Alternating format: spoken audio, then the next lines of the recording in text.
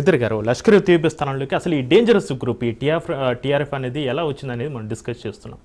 TRF అనేది ఏం లేదండి, ఉన్నదే లష్కర్ తోయిబా. లష్కర్ తోయిబాని ఎప్పుడైతే మనం బ్యాన్ చేశామో ప్రపంచం కూడా అందరి బ్యాన్ చేయడం మొదలుపెట్టారో, అమెరికా కావచ్చు, యూరోప్ కావచ్చు, ఈవెన్ యునైటెడ్ నేషన్స్ కావచ్చు, దాంట్లో ఉన్నటువంటి వ్యక్తుల మీద వ్యక్తిగతమైనటువంటి బ్యాన్స్ వాళ్ళ మీద ఇంపోజ్ చేసిన తర్వాత కొత్త పేరు తీసుకొచ్చారు. రెండవది ఆర్టికల్ 370ని మనం సవరణ చేసిన తర్వాత, ఆర్టికల్ 370 తీయలేదు, ఇది ఒకటి గుర్తుపెట్టుకోవాలి. ఈరోజు కూడా మన చట్టంలో ఆర్టికల్ 370 ఉన్నది, కానీ దాని అప్లికబిలిటీ టు కాశ్మీర్ తీసేసాం మనం. అదొకటే చేసాం, సవరణ చేసాం మనం. సవరణ చేసిన తర్వాత ఏదో అక్కడ లోకల్గా కశ్మీర్లో ఉన్నటువంటి ముస్లింలకు దీనివల్ల కష్టం వచ్చింది కాబట్టి వాళ్లే ప్రతీకారం తీర్చుకునే ప్రయత్నం చేస్తున్నారని ఒక చిత్రీకరించే ప్రయత్నం పాకిస్తాన్ చేసింది. అందుకనే ఈ యొక్క ద రెసిస్టెన్స్ ఫోర్స్ అనేది క్రియేట్ చేశారు. కానీ దాని వెనకాల ఉన్నటువంటి ఆలోచన దృక్పథము, దాని లాజిస్టిక్స్, దానికి కావాల్సిన ఆయుధ సామాగ్రి, ఇంటెలిజెన్సు, వ్యక్తులు అంతా కూడా లష్కర్ తోయిబానే ప్రొవైడ్ చేస్తుంది.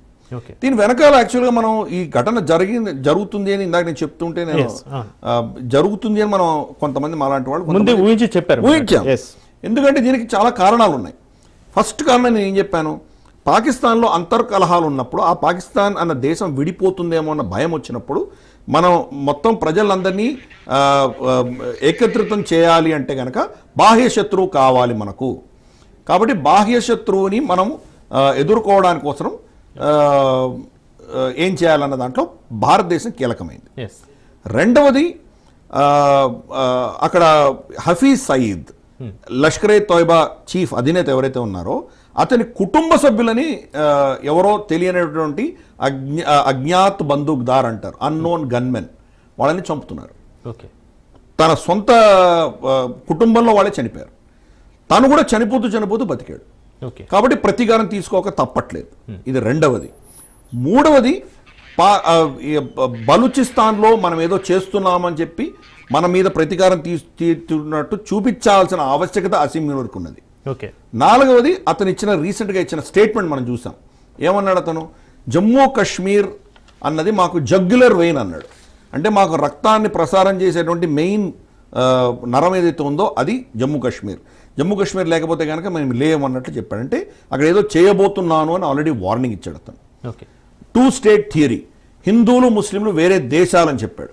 అందుకని మనం చూస్తే గత 1 సంవత్సరంగా, అంటే అసీం మునీర్ వచ్చిన తర్వాత మనకు ఉగ్రవాదంలో, కశ్మీర్లో జరుగుతున్న ఉగ్రవాదంలో సిగ్నిఫికెంట్ మార్పు వచ్చింది. గతంలో మన సైనిక దళాల మీద, ఆఫీసర్ల మీద, పోలీసుల మీద దాడులు జరిగేవి. ఇప్పుడు అవి మానేసి హిందువుల మీద దాడులు మొదలుపెట్టారు.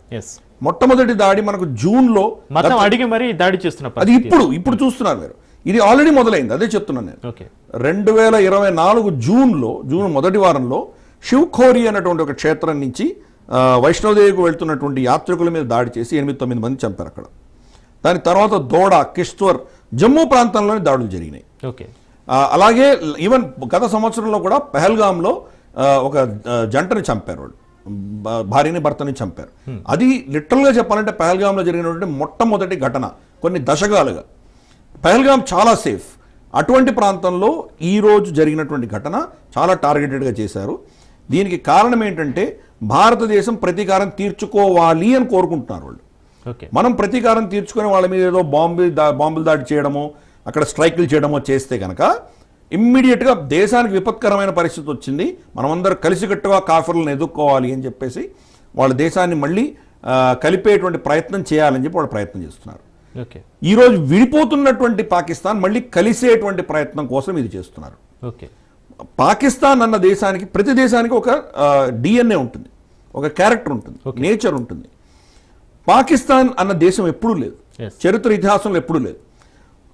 అది వాళ్ళ ఒక ఏమంటారు, వాళ్ళని కలిపి పెట్టేటువంటి ఏకైక ఏదైనా దారం ఉందంటే భారత వ్యతిరేకత, హిందూ వ్యతిరేకత. వాళ్ళు ఏది కాదో వాళ్ళు తెలుసు, కానీ వాళ్ళు ఎవరో వాళ్ళకి తెలియదు. మేము హిందువులం కాదు, మేము భారతీయులం కాదు, కానీ మీరెవరు? ఐడెంటిటీ క్రైసిస్ ఉంది వాళ్ళకి, ఐడెంటిటీ లేదు. మేము అరబులమా, తుర్కులమా, పర్షియన్సా, మావేంటి వాళ్ళకి తెలియదు వాళ్ళకి. అందుకనే కొత్త పదం తీసుకొచ్చారు, సౌత్ ఏషియా అన్న పదం తీసుకొచ్చారు. ఎందుకంటే భారత భూఖండం ఇది, ఇండియన్ సబ్ కాంటినెంట్ అని పిలిచేవాళ్ళు. ఆ ఇండియా అన్న పేరు వాళ్ళకి నచ్చదు కాబట్టి అది తీయడానికి కొత్త ఇన్వైట్ చేసి సౌత్ ఏషియాని తీసుకొచ్చారు. వాళ్ళకు ఉన్నది నెగిటివ్ ఏమంటారంటే ఐడెంటిటీ, కానీ పాజిటివ్ ఐడెంటిటీ లేదు వాళ్ళకి. ఓకే, ఈ ఐడెంటిటీ తీసేస్తే కనుక అది చిన్నాభిన్నం అయిపోతుంది, ముక్కలైపోతుంది. దానికోసం వాళ్ళు ఏమైనా చేయడానికి సిద్ధపడతారు వాళ్ళు. అది వాళ్ళ ఐడెంటిటీ క్రైసిస్. రెండవది వాళ్ళకి ఇస్తున్నటువంటి ఫండింగ్ ఎక్కడి నుంచి వస్తుంది. గతంలో మనల్ని కంట్రోల్ చేయడానికి అమెరికా దగ్గర నుంచి ఫండింగ్ వచ్చేది వాళ్ళకి.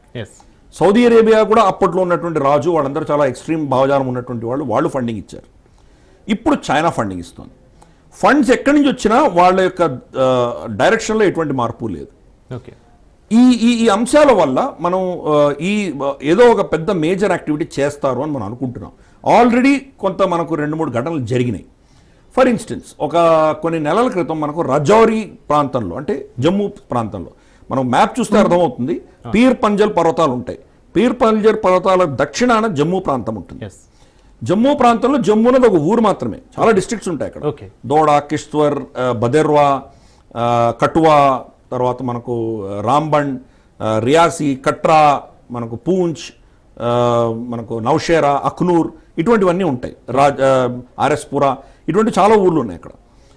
వాటిల్లో మనకు పాకిస్తాన్ సరిహద్దు, అంటే పాకిస్తాన్ ఆక్రమిత ప్రాంతానికి సరిహద్దులో ఉన్నటువంటి, ఎల్ఓసికి సరిహద్దులో ఉన్నటువంటివి పూంచ్, రజౌరీ, నౌషేరా, అఖ్నూర్. ఓకే, ఇక్కడ వాళ్ళు ఇన్ఫిల్ట్రేషన్ ఎక్కువ మొదలుపెట్టారు. కశ్మీర్లో తగ్గించేసి ఇక్కడ మొదలుపెట్టారు వాళ్ళు. ఇక్కడి నుంచి వచ్చి ఆ పీర్ పంజల్ పర్వతాలు దాటి వెళ్తున్నారు. ఎందుకంటే మన కశ్మీర్లోనే మాకు ప్రాబ్లం ఉండేది, కాబట్టి కశ్మీర్లో మనం గ్రిడ్ చాలా స్ట్రాంగ్గా పెట్టుకున్నాం మనం. కానీ వాళ్ళు జమ్మూల ప్రాంతంలో మొదలుపెట్టారు, ఎస్పెషల్లీ రజౌరీ నుంచి. రజౌరీ అడవులలో మన వాళ్ళు ఆపరేషన్స్ చేసినప్పుడు 1కి 10 మంది చనిపోయారు మన వాళ్ళు. ఒక టెర్రరిస్ట్ని చంపడానికి 10 మంది సైనికులు చనిపోయారు మన వాళ్ళు. ఎందుకంటే టెర్రన్ అటువంటిది. అక్కడి నుంచి ఇన్ఫిల్టర్ అవుతూ వాళ్ళు మెల్లిమెల్లి లోపలికి వెళ్ళారు వాళ్ళు. అంటే లోకల్ సపోర్ట్ కూడా వాళ్ళకు ఉండని వాళ్ళు వెళ్ళలేరు. ఆ లోకల్ సపోర్ట్ కూడా వాళ్ళకు ఉన్నది, అది అర్థం చేసుకోవాలి. లాస్ట్ కొన్ని 2-3 నెలల క్రితం మనకు కట్వా నుంచి ఈ కిష్త్వర్ ప్రాంతంలో వాళ్ళు వెళ్తే కనుక అక్కడ అడవుల్లో ఆపరేషన్స్ చేశారు మన వాళ్ళు.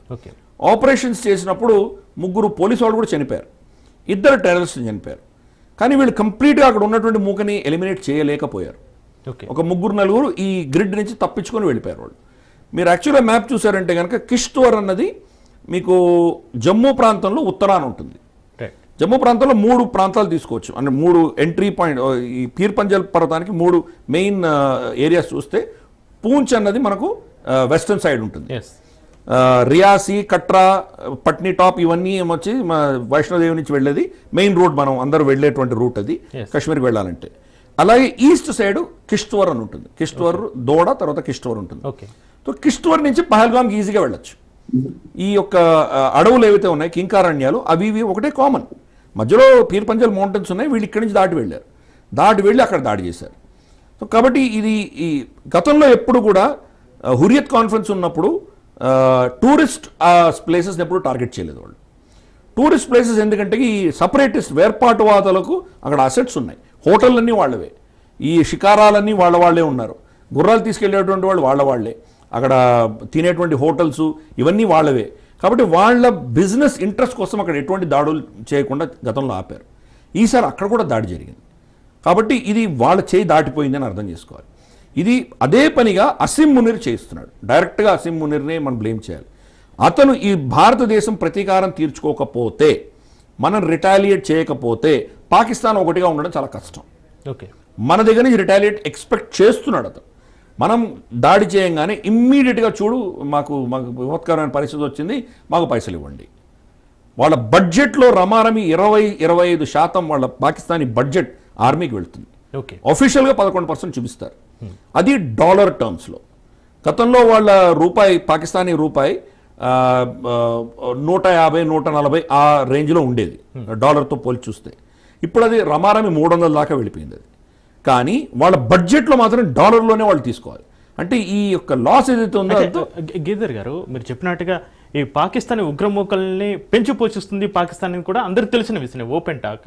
అది భారతదేశం కూడా ఎప్పటికప్పుడు కూడా ప్రపంచ దేశాలకు కూడా తెలియపరుస్తున్న పరిస్థితి, పాకిస్తాన్ కుట్రలని బయటపెడుతున్న పరిస్థితి. అయినా కూడా పాకిస్తాన్కి సహాయం చేసే పరిస్థితులు ఉన్నాయి. చేస్తున్నారు కదా, అందరూ చేస్తున్నారు. ఇప్పుడు ఫర్ ఇన్స్టెన్స్ అమెరికన్ అంబాసిడర్, అంటే బైడెన్ అడ్మినిస్ట్రేషన్లో ఉన్నటువంటి అంబాసిడర్, ఆయన POJKకి వెళ్ళాడు. ఆయన దాన్ని POK అనకూడదు, మనం అగైన్ టర్మ్స్ చాలా కేర్ఫుల్గా వాడాలి. పిఓకే అని పిలవకూడదు. కశ్మీర్ భాష మాట్లాడేది ప్రాంతం వాళ్ళ దగ్గర లేదు. ఓకే. బారాముల్లా తోటి కశ్మీర్ వ్యాలీ అయిపోతుంది, అదంతా మన అధీనంలోనే ఉంది. వాళ్ళ దగ్గర ఉన్నది రాజా హరిసింగ్ అధీనంలో ఉన్నటువంటి జమ్మూ కాశ్మీర్ రియాసత్లో కొంత భాగాలు వాళ్ళ దగ్గర ఉన్నాయి. నిజంగా వాళ్ళ దగ్గర ఉన్నటువంటి ప్రాంతాలు 2 ప్రాంతాలు. ఒకటి వెస్టర్న్ జమ్మూ వాళ్ళ అధీనంలో ఉంది, అక్కడ కశ్మీరీ భాష మాట్లాడరు, పంజాబీ, సరాయికి, దోగ్రీ మాట్లాడేటువంటి ప్రాంతాలు ఉన్నాయి. గిల్గిట్ బాల్తిస్తాన్ వాళ్ళ అధీనంలో ఉంది. సో ఈ పిఓజేకే ఏదైతే ఉందో ఆ ప్రాంతం నుంచి వచ్చేటువంటి ఉగ్రవాదులు ఏదైతే ఉన్నారో వీళ్ళకు ఫండింగ్ ఇవ్వడానికి పాకిస్తాన్ చాలా కాలంగా చేసింది. మనం ఆఫీషియల్గా దాన్ని యాక్సెప్ట్ చేయలేదు. కానీ అమెరికన్ అంబాసిడర్ అక్కడికి వెళ్ళి చెప్తాడు బ్యూటిఫుల్ పాకిస్తాన్ అంటున్నాడు ఆయన. అంటే దాని అర్థం ఏంటి అంటే అమెరికా దాన్ని పాకిస్తాన్ కింద పరిగణిస్తోందా? పెద్ద ప్రశ్న కదా. ఇది డిస్ప్యూటెడ్ టెరిటరీ అని వాళ్ళు ఒక ఎత్తున అంటూ, రెండవది బ్యూటిఫుల్ కాశ్మీర్ అని ఎలా బ్యూటిఫుల్ పాకిస్తాన్ అనే దాన్ని ఎలా పెడతాడు అంటే అమెరికా ద్వంద్వ వైఖరి మనకు అర్థమవుతుంది. అరుణాచల్ ప్రదేశ్కి వచ్చేసరికి, చైనా విషయంలో వచ్చేసరికి కంప్లీట్ 100% మనతో కోఆపరేట్ చేస్తుంది అమెరికా. కానీ పాకిస్తాన్ విషయం వచ్చేసరికి పిఓజేకేకి సంబంధించి వాళ్ళ ద్వంద్వ వైఖరి కనిపిస్తుంది. గతంలో వాళ్ళకి ఫండింగ్ ఇచ్చారు, కార్గిల్ యుద్ధం చేసినందుకు వాళ్ళకి ఏమైనా నష్టం వచ్చిందా పాకిస్తాన్కి? పైపొచ్చి బిలియన్స్ ఆఫ్ డాలర్స్ అమెరికా వాళ్ళకి ఇచ్చింది వార్ ఆన్ టెర్రర్ పేరిట. ఇప్పుడు అమెరికా ఆఫ్ఘనిస్తాన్ నుంచి వెళ్ళిపోయింది కాబట్టి ఇప్పుడు చైనా ఇస్తుంది వాళ్ళకి. చైనా సపోర్ట్ చేస్తుంది పాకిస్తాన్కి. కరెక్ట్. ఎందుకంటే భారతదేశాన్ని కంట్రోల్ చేయాలి వీళ్ళు. భారతదేశాన్ని కంట్రోల్ చేయకపోతే వాళ్ళు చేజారిపోతుంది. ఈరోజు డొనాల్డ్ ట్రంప్ చైనా మీద ఇంత కసరత్తు చేస్తున్నటువంటి డొనాల్డ్ ట్రంప్ని చూస్తున్నాం మనం. ఇన్ని 245% ట్యాక్సులు వేస్తున్నాడు, ఇన్ని చేస్తున్నాడు. అదే అమెరికా చైనాని తయారు చేసింది అదే కదా. అలాగే రేపటి రోజు భారతదేశం కనుక మనం ఈరోజు 5వ స్థానం నుంచి 3వ స్థానం 2వ స్థానానికి వస్తే మన మీద కూడా అటువంటి చర్యలే అమెరికా చేస్తుంది. కాబట్టి వీళ్ళిద్దరు కూడా మనల్ని కంట్రోల్ చేయడానికి పాకిస్తాన్ని వాడుకుంటారు. ఈ విషయం అర్థం చేసుకోవాలి. కాబట్టి అక్కడ ఉన్నటువంటి సమీకరణలంతా కూడా మన యుద్ధాలేమో మనం చేసుకోవాలి. మనకు మిత్రులు లేరు, శత్రువులు లేరు. మనల్ని వాడుకునే వాళ్ళు ఉంటారు, మనల్ని కంట్రోల్ చేసేటువంటి శక్తులు ఉన్నాయి ఇంటర్నేషనల్గా. ఆచితూచి మనం వ్యవహరించాలి. మన యుద్ధాలేమో మనమే చేసుకోవాలి. పాకిస్తాన్లో ఈరోజు ఉన్నటువంటి పరిస్థితి, మీరు గతంలో మనం ఏం చేసేవాళ్ళంటే డిఫెన్సివ్గా ఉండేవాళ్ళం. ఫెన్సింగ్ మనం పెట్టుకున్నాము, ఇక్కడ వస్తే కనుక వాళ్ళని చంపేవాళ్ళం, అంత మించి చేసేవాళ్ళం కాదు. పైపెచ్చు వాడు టెర్రరిస్ట్, వాడికి ఏమో జనాజా ఇచ్చి పెద్ద మౌలవీని పిలిపించి ఘనంగా వాడిని ఖననం చేసేవాళ్ళం మనం. యాక్చువల్గా చాలామంది సోకాల్డ్ సెక్యులర్, వాళ్ళు సెక్యులర్ అనుకునే జర్నలిస్ట్స్ వాళ్ళు ఏమంటారు, టెర్రరిజంకి మతం లేదంటారు. మతం లేని వాడిని అసలు ఖననం చేయడం ఎందుకు? అమెరికా ఏం చేసింది, ఒసామా బిన్ లాదెన్ తీసుకెళ్లి సముద్రంలో పడేసింది. అటువంటి చర్యలు మనం కూడా చేయాలి, అసిమెట్రికల్ వార్ చేయాలి. రెండవది ఈ యొక్క వీళ్ళకి ఫౌంటైన్ హెడ్, వీళ్ళు రక్త బీజులు లాంటి వాళ్ళు. మీరు 100 మందిని చెప్తే ఇంకో 1000 మంది వస్తారు. ఎంతమందిని చంపుతారు మీరు?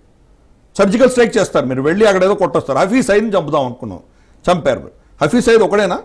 హఫీజ్ సయీద్ లాంటి వాళ్ళు 10 మందిని ప్రొడ్యూస్ చేయగలదు పాకిస్తాన్. ఎక్కడ వీళ్ళకు ప్రాణం ఎక్కడుందో దాని దగ్గర చిలక ప్రాణం ఎక్కడుందో అది పట్టి అక్కడ కొట్టాలి. అది ఏంటి? పాకిస్తాన్ ఆర్మీకి సంబంధించిన బిజినెస్ ఇంట్రెస్ట్స్. వాళ్ళ ఫండింగ్ ఆపగలిగితే, వాళ్ళ యొక్క కుటుంబానికి వాళ్ళ పర్సనల్ అసెట్స్ మీద దాడులు చేయగలిగితే అప్పుడు అవుతాయి. భారతదేశం ఫస్ట్ వాళ్లకు ఇండస్ వాటర్ ట్రీటీ మనం ఆపబోతున్నాం. Indus water treaty World Bank ఆధ్వర్యంలో మనకు ఒప్పందం జరిగింది. అది అన్ఫార్చునేట్, జవహర్లాల్ నెహ్రూ గారు దాంట్లో ఎగ్జిట్ క్లాజ్ పెట్టలేదు. ఏ అగ్రిమెంట్ కన్నా ఎగ్జిట్ క్లాజ్ ఉంటుంది, కానీ దీనిలో ఎగ్జిట్ క్లాజ్ లేదు. కానీ విపరీతమైన పరిస్థితుల్లో సస్పెండ్ చేయొచ్చు మనం, దాన్ని సస్పెండ్ చేయబోతాం మనం. ఇప్పుడు సస్పెన్షన్ యాక్షన్ ఉండబోతోంది. సెకండ్, పాకిస్తాన్కి ఎవరెవరు సప్లై చేస్తున్నారో, ఆయుధాలు ఎవరెవరు సప్లై చేస్తున్నారో వాళ్ళని మనం బ్యాన్ చేయబోతున్నాం. దాంతో వాళ్ళకు ఫస్ట్ ఆక్సిజన్ కట్ చేస్తాం. ఇంకా చైనా తప్ప వాళ్ళకి సోర్సులు ఉండకుండా కట్ చేయబోతున్నాం మనం. 3, వాళ్ళ బిజినెస్లు ఏవైతే ఉన్నాయో, ఆర్మీ డైరెక్ట్ ఆర్మీ ఇంక్ అంటారు, వాళ్ళు టాయిలెట్ పేపర్ దగ్గర నుంచి తీసుకొని వాళ్ళు రియల్ ఎస్టేటు, వ్యవసాయం దాకా అన్ని ఆర్మీ చేస్తుంది, బిజినెస్లో ఉంటారు. ఆ బిజినెస్ మీద వేటు వేయబోతున్నాం మనం. కాబట్టి ఇవన్నీ ఈ దీర్ఘకాలీనమైనటువంటి చర్యలు మనం చేయబోతున్నాం మనం. అఫ్ కోర్స్ ఇమ్మీడియట్గా మనం సర్జికల్ స్ట్రైక్ చేయడమా అటువంటిది ఏదో మనం పెద్ద మేజర్గా ఒక యాక్షన్ అయితే ఉంటుంది వాళ్ళ మీద. రాజ్నాథ్ సింగ్ చెప్తున్నారు కదా, అది ఎలాగో జరుగుతుంది, రివెంజ్ తీర్చుకునే అవకాశం ఉంది అంటున్నారు. కూడా సన్నిహితం చేయడం జరిగింది. కరెక్ట్. అవి చేసినంత మాత్రాన ఆగిందా? ఊడి సర్జికల్ స్ట్రైక్ చేసాము, బాలాకోట్ స్ట్రైక్ చేసాము, ఆగిందా? లేదు. కాబట్టి ఆ ఫౌంటైన్ హెడ్ని అటాక్ చేయాలి. గత 5-6 ఏళ్లుగా మనం చూస్తే కనుక ఇంకొక చాలా అద్భుతమైనటువంటి కార్యక్రమం మన భారత ప్రభుత్వం ఏం చేసిందంటే కోవర్ట్ ఆపరేషన్స్ చేస్తున్నాం మనం. అజ్ఞాత బందూక్దారులు అంటామా, అన్నోన్ గన్మెన్ అంటామా, భారత వ్యతిరేక శక్తులని అక్కడ చంపుతున్నారు. ఓకే. ఒక్కడొకడిని వెతికి వెంటాడి చంపుతున్నారు. హఫీజ్ సయీద్ మీద కూడా 2 సార్లు దాడులు జరిగినాయి. ISI ప్రొటెక్షన్ తప్పించుకోగలిగాడు. ఓకే, గిరిధర్ గారు కంటిన్యూ చేద్దాం.